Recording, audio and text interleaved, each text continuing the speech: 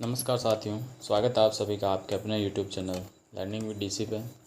साथियों, आज हम बात करेंगे समायोजन से संबंधित महत्वपूर्ण सवालों के बारे में। तो चलिए शुरू करते हैं क्वेश्चन नंबर 1 से। देखिएगा, कमज़ोर मानसिक स्वास्थ्य का लक्षण नहीं है। ऑप्शन है भावनात्मक अस्थिरता, निर्णय लेने की योग्यता का अभाव, काल्पनिक दुनिया में रहना और समायोजन की योग्यता। तो आपसे कमज़ोर मानसिक स्वास्थ्य का लक्षण नहीं है ये पूछा गया है, तो साथ में इसका राइट आंसर हो जाएगा ऑप्शन डी, समायोजन की योग्यता। ये जो होता है ये अच्छे मानसिक स्वास्थ्य का लक्षण होता है। क्वेश्चन नंबर 2 देखिएगा, कुसमायोजन का सामाजिक कारण नहीं है। ऑप्शन है समाज में प्रचलित अन्याय, निर्योग्यता, विद्यालय का दोषपूर्ण वातावरण और सांप्रदायिक तनाव। तो साथियों, कुसमायोजन जो कि समाज में देखने को मिलता है वो किसकी वजह से नहीं होता है, तो इसका राइट आंसर हो जाएगा ऑप्शन बी, निर्योग्यता जो होता है उसकी वजह से सामाजिक कुसमायोजन उत्पन्न नहीं होता है। जबकि समाज में प्रचलित अन्याय, दोषपूर्ण वातावरण और सांप्रदायिक तनाव की वजह से किसी न किसी प्रकार का आपको सामाजिक कुसमायोजन देखने को मिल सकता है। क्वेश्चन नंबर 3 देखिएगा साथियों, निम्न में से कौन सी रक्षात्मक युक्ति नहीं है। रक्षात्मक युक्ति नहीं है ये बताना है। ऑप्शन है क्षतिपूर्ति, साहचर्य, तादात्म्य और औचित्य स्थापना।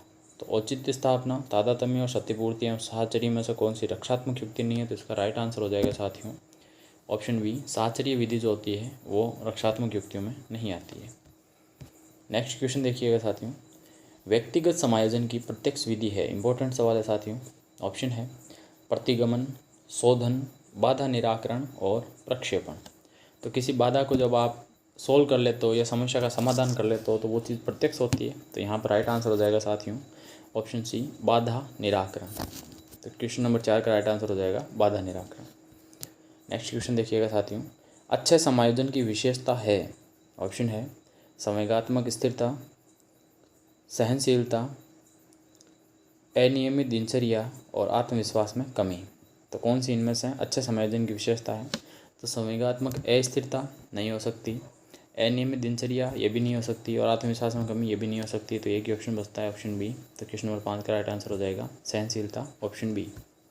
बढ़ते हैं नेक्स्ट स्लाइड की ओर साथियों। देखिएगा, निम्न स्थितियों में से कौन समायोजन को बढ़ावा देती है। ऑप्शन है तीव्र उत्सुकता, अपराध का जुनूनी विचार, बीमारी का डर और भय एवं चिंता से मुक्ति। तो साथियों, जब व्यक्ति भय और चिंता से मुक्त होता है तो वो अच्छे से समायोजित कहलाता है। इसका राइट आंसर हो जाएगा ऑप्शन डी, भय और चिंता से मुक्ति। वहीं अगर तीव्र उत्सुकता पाई जा रही है, बीमारी का डर सता रहा है या फिर अपराधी जुनूनी विचार आ रहे हैं, अपराध करने का मन में उसके ख्याल आ रहा है, तो वो एक कुसमायोजन की विशेषता होगी। क्वेश्चन नंबर 7 देखिएगा, समायोजन के संदर्भ में कौन सा कथन गलत है। ऑप्शन है ये संतुलन प्रदान करता है, ये समस्या का समाधान करता है, ये निरंतर चलने वाली प्रक्रिया नहीं है और समायोजन की अनुपस्थिति में व्यक्ति तनाव, संघर्ष तथा चिंताओं से घिरा रहता है। तो यहाँ पर आपको बताना है कि समायोजन से रिलेटेड कौन सा वर्ड जो है वो गलत है। ठीक है, तो देखिएगा साथियों, संतुलन प्रदान करता है समायोजन, बिल्कुल सही है। समस्या का समाधान करता है, बिल्कुल सही है। यह निरंतर प्रक्रिया नहीं है, तो ये गलत है साथियों। समायोजन जो है वो निरंतर चलने वाली प्रक्रिया है। आपके सामने समस्याएं हमेशा आती रहेंगी और आप उनके साथ समायोजित होते रहोगे, तो ये एक निरंतर या सतत चलने वाली प्रक्रिया है। और इसके अलावा समायोजन की विशेषता क्या होती है कि इसकी अनुपस्थिति में व्यक्ति तनाव, संघर्ष और चिंताओं से घिर जाता है। ठीक है, नेक्स्ट क्वेश्चन देखिएगा, तनाव को कम करने का अप्रत्यक्ष ढंग कहलाता है। इंपॉर्टेंट सवाल है साथियों। ऑप्शन है समस्यात्मक समाधान विधि, बाधाओं को दूर करना, व्यक्तिगत विधि और रक्षात्मक यांत्रिकता। तो आपसे पूछा गया है साथियों, वैसे तो ये सभी जो हैं वो तनाव को कम करने में उपयोग लिए जा सकते हैं, लेकिन आपको अप्रत्यक्ष ढंग पूछा गया है और अप्रत्यक्ष ढंग के लिए यहाँ पर राइट आंसर हो जाएगा ऑप्शन डी, रक्षात्मक युक्तियाँ या फिर रक्षात्मक यांत्रिकता। नेक्स्ट क्वेश्चन देखिएगा, अंगूर खट्टे हैं, ये किसका उदाहरण है। ऑप्शन है दमन, प्रतिगमन, युक्तिकरण और प्रतिक्रिया निर्माण। तो इसमें लोमड़ी वाली वो कहानी तो आप सबको पता ही होगी, जब कुछ उसको प्राप्त नहीं होता तो वो कहती है कि अंगूर क्या है, खट्टे हैं। तो ये किस चीज़ का उदाहरण है, इसका राइट आंसर हो जाएगा साथियों ऑप्शन सी, ये एक युक्तिकरण का उदाहरण है। लोमड़ी युक्ति लगाती है कि नहीं भाई साहब अंगूर ही खट्टे हैं, मैं खा के करूँगी क्या, भले ही उसको प्राप्त नहीं हो रहे लेकिन वो कमी अंगूरों में निकाल देती थी। ये एक युक्तिकरण की प्रक्रिया है। क्वेश्चन नंबर 10 देखिएगा साथियों, एक 8 वर्षीय बालक अपने छोटे भाई की तरह घुटने के बल चलता है। ये उदाहरण है। ऑप्शन है प्रतिगमन, युक्तिकरण, दमन और क्षतिपूर्ति।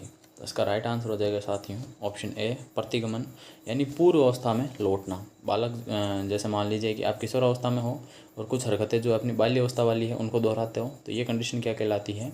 ये पूर्व अवस्था में लौटना कहलाती है। ठीक है, यानी कि आपका डरने पर माँ के आंचल में छुप के बच्चे की तरह रोना, वो क्या कहलाता है? ये प्रतिगमन ही कहलाता है। तो यहाँ पर क्वेश्चन नंबर 10 का राइट आंसर हो जाएगा ऑप्शन ए प्रतिगमन। बढ़ते हैं नेक्स्ट स्लाइड की ओर, देखते हैं क्वेश्चन नंबर 11। देखिएगा, जब किसी व्यक्ति के समक्ष दो धनात्मक लक्ष्य उपलब्ध हो परंतु वे दोनों को प्राप्त करने की स्थिति में नहीं है, तो इस द्वंद्व को क्या कहते हैं? इंपॉर्टेंट सवाल है साथियों, बहुत ही ज़्यादा। यानी किसी व्यक्ति के सामने दो धनात्मक लक्ष्य हैं और वो दोनों को ही अचीव नहीं कर सकता है या उनको लेने की स्थिति में नहीं है, तो ये द्वंद्व क्या कहलाएगा? ऑप्शन है ग्राह्य ग्राह्य द्वंद्व, ग्राह्य परिहार द्वंद्व, परिहार परिहार द्वंद्व और दोहरा ग्राह्य परिहार द्वंद्व। तो साथियों इसका राइट आंसर हो जाएगा ऑप्शन ए ग्राह्य ग्राह्य द्वंद्व, यानी कि ये दोनों को जो है अचीव नहीं कर पाएगा। नेक्स्ट क्वेश्चन देखिएगा साथियों, ऐसी सुरक्षा प्रक्रिया जिसके अंतर्गत कोई व्यक्ति अपने विचारों एवं क्रियाओं को दूसरे व्यक्ति के अनुकूल बनाने का प्रयत्न करता है कहलाती है। यानी कोई भी आप चीज़ जो सोच रहे हो वो किसी दूसरे के हिसाब से सोच रहे हो या फिर अपने विचारों को किसी दूसरे के अनुकूल बनाने का प्रयास करते हो, तो ये किस युक्ति में आता है?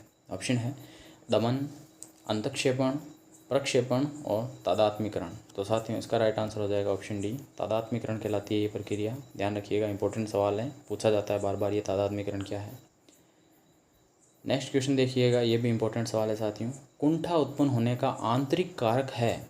ऑप्शन है आर्थिक कारक, शारीरिक असामान्यता, जल एवं विद्युत अभाव और सामाजिक कारक।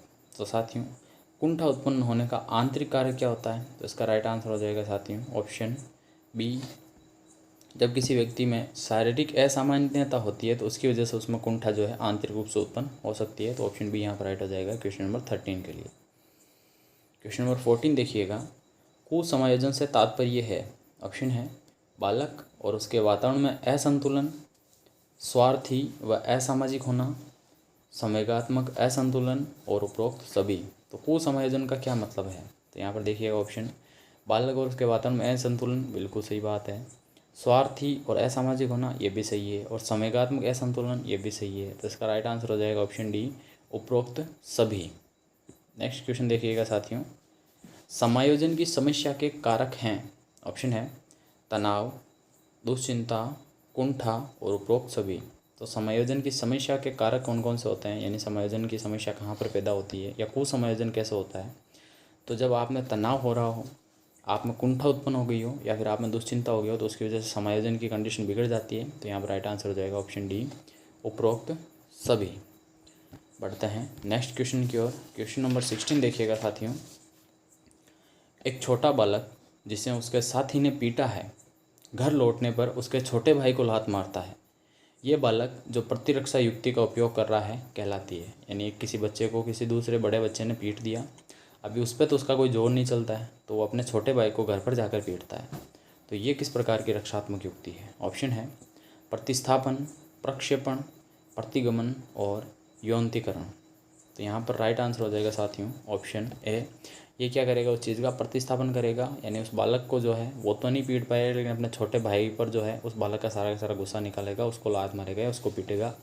ये कंडीशन प्रतिस्थापन की कहलाती है। तो क्वेश्चन नंबर 16 का राइट आंसर हो जाएगा ऑप्शन ए प्रतिस्थापन। नेक्स्ट क्वेश्चन देखिएगा साथियों, बच्चे जैसा व्यवहार करना एक उदाहरण है।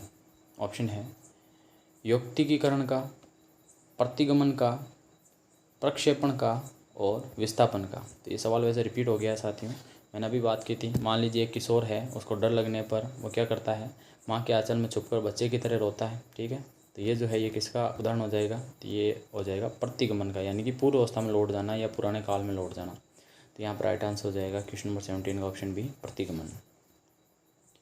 नेक्स्ट क्वेश्चन देखिएगा साथियों, निम्न में से किसका संबंध मूल दुश्चिंता एवं मूल शत्रुता के संप्रतियों से है? मोस्ट इंपॉर्टेंट सवाल है साथियों, मूल दुश्चिंता और मूल शत्रुता का संप्रति किसके द्वारा दिया गया था? ऑप्शन है कॉनरेड लॉरेंज, क्लार्क हल, कैरेन हार्नी और C.G. युंग। तो साथियों, मूल दुश्चिंता और मूल शत्रुता का जो संप्रत्यय या जो टर्म है वो विकसित की गई थी कैरेन हार्नी के द्वारा। तो ऑप्शन सी यहाँ पर राइट हो जाएगा, कैरेन हार्नी। क्वेश्चन नंबर 18 का राइट आंसर हो जाएगा option C, Karen Horney. Second last सवाल देखिएगा वीडियो का। एरिक्सन के अनुसार आप अपना व्यक्तित्व समायोजन नहीं कर सकते यदि आप, ऑप्शन है, स्वयं को नियंत्रण करने में असमर्थ हैं, परिश्रमी हैं, स्वयं एवं दूसरों पर विश्वास करते हैं और समर्थ ही योग्य हैं। तो यहाँ पर राइट आंसर हो जाएगा ऑप्शन ए।